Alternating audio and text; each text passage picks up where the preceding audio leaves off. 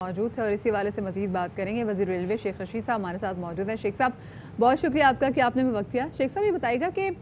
کیسے ممکن ہوگی میاں محمد نواز شریف کی وطن واپسی؟ وہ خود واپس آئیں گے یا پھر جو کہ برطانوی حکومت کو خط لکھا گیا ان کی حوالگی کے حوالے سے، ایسے ان کی واپسی ممکن ہو سکے گی؟ میری رائے میں تو دونوں چیزوں پہ ایسے ہی آپ لوگ فضول ٹائم ضائع کر رہے ہیں، کیونکہ 1 ستمبر کو بڑا امپورٹنٹ دن ہے نواز شریف کے اور اس کے خاندان کے لیے۔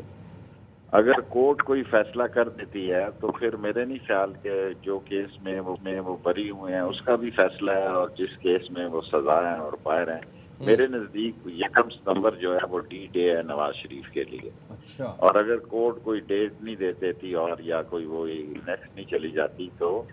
یہ فیصلہ 1 ستمبر کو ہو جائے گا کہ ان کے کیسز کا کیا بننا ہے، انہوں نے مزید پھنسنا ہے یا ان کو رہائی نہیں ہے۔ سو یہ دونوں چیزوں کا فیصلہ 1 ستمبر کو لگا ہے۔ باقی نواز شریف وہاں جائے گا تو کیا کر لے گا، یہاں آئے گا تو کیا کر لے گا؟ مردہ اپوزیشن ہے، ایسی ٹی وی کھیل رہے ہیں سارے ہم۔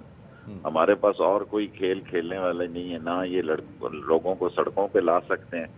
نہ ہی عمران خان اس مردہ اور کسی پٹی ہوئی تھکی ہوئی اپوزیشن سے مار کھانے جا رہا ہے۔ سو میں تو ایسے ہی دیکھ رہا ہوں، کیونکہ اچھی بات ہے، کیونکہ 24 گھنٹے چینل چلتے ہیں، کوئی نہ کوئی تو ٹی وی پہ ہونا چاہیے، تو سارا زور ہم نے ٹی وی پہ لگایا ہوا ہے۔ میں اس سارے کیس کو اگر پروسیڈنگ جاری رہتی ہے تو 1 شیخ ستمبر صاحب کو نا امید ساؤنڈ کیوں کر رہے ہیں آپ آج؟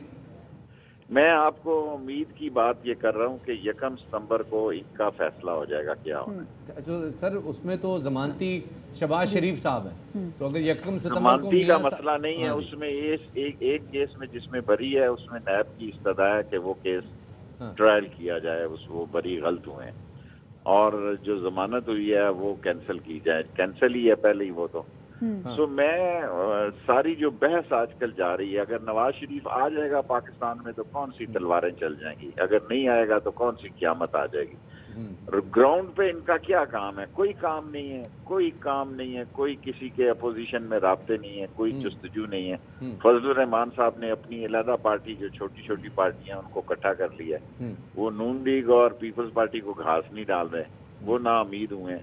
اگر اپوزیشن جس کے پاس مدرسوں کا کوئی سٹف ہے یا جس کے پاس مدرسوں کی ایک بڑی تعداد ہے، وہ فضل الرحمان ہے، اگر وہی ابھی ان سے راضی نہیں، کیونکہ وہ تحریر مانگ رہا ہے اور وہ تحریر مانگ رہا ہے، تحریر یہ دینے کے لیے تیار نہیں، کم از کم شہباز شریف کو نہیں دے گا، کیونکہ شہباز شریف کا کیس جو ہے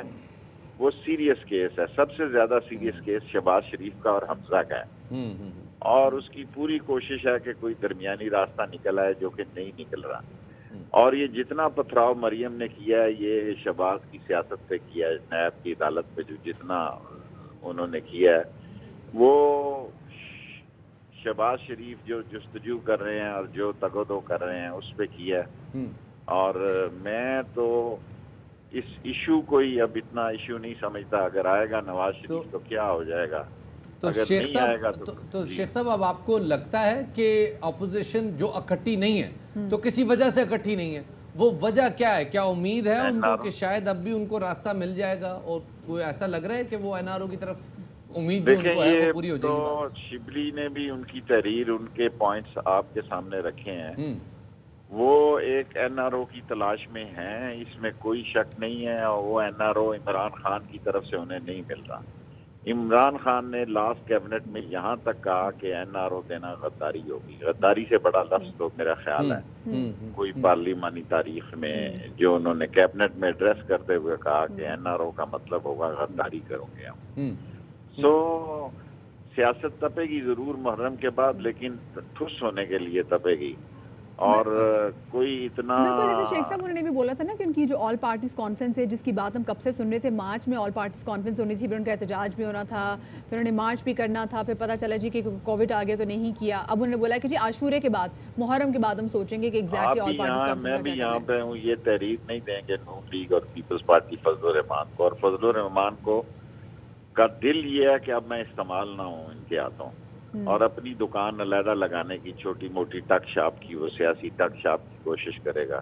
لیکن وہ بھی نہ ہونے کے برابر ہے۔ میں عمران خان کو جی 5 سال پورے کرتا ہوا دیکھتا ہوں، आगे अल्लाह को पता है। अच्छा और इनकी वापसी का मुझे बता दें, अगर इनकी वापसी नहीं होती, इनका डी-डे हो जाएगा, लेकिन फिर भी अगर वापस नहीं आते तो फिर आप क्या समझते हैं? देखें, हम अभी तक सलमान को नहीं ला सके, हम इसहाक डार को नहीं ला सके। जिन लोगों के पास फॉरेन अकाउंट्स में पैसे होते हैं, सीक्रेट अकाउंट्स में पैसे होते हैं,